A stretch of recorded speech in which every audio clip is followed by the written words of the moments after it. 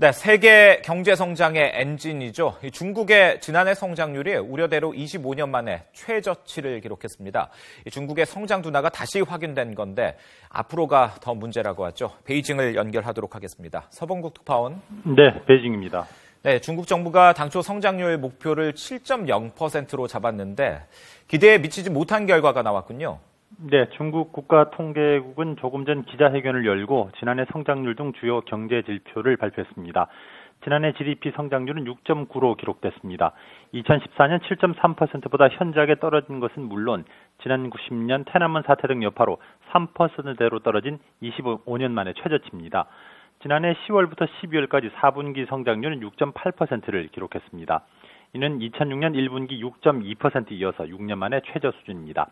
2000년대 중반까지만 해도 10% 이상의 고속 성장을 해온 중국 경제가 고속 성장 시대를 마감하고 중저속 성장 시대로 본격 진입했다는 신호로 분석됩니다.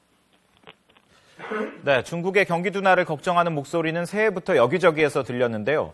중국 정부는 이 같은 성장률 저하에 대해서 어떻게 설명을 하고 있습니까? 네, 중국 당국은 지난해 성장률 6.9%는 세계 경기 침체 등 외부적인 요소가 많이 작용했다면서 애초 밝혔던 7.0% 안팎의 목표 수치에 부합한다고 해석했습니다.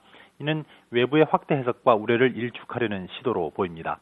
그러면서 앞으로도 안정 속의 중저속 성장을 이루겠다는 원론적 입장만을 거듭 밝혔습니다. 하지만 전문가들은 올 3월 전인대에서 발표될 올해 중국 성장률 목표가 6.5% 전후로 떨어질 것으로 예상하고 있습니다. 일각에서는 5%대까지 떨어질 수 있다는 우려까지 나오고 있습니다. 이 같은 중국의 성장 둔화는 세계 경제에 직접적인 타격을 줄 수 있는데요. 세계은행은 올해 글로벌 경제 성장률 전망치를 3.2에서 2.9%로 낮췄는데 무엇보다 중국 경제 부진을 가장 큰 변수로 꼽고 있습니다. 올해 벽두부터 중국 증시가 폭락하면서 세계 금융시장에 불안감을 안기고 있고 위안화절하로 금융불안까지 야기되면서 우려가 더 커지는 상황입니다. 여기에 과잉부채와 과잉생산, 미분양 주택 증가 등으로 중국 경제 성장이 더 둔화될 것이라는 관측이 제기되고 있습니다.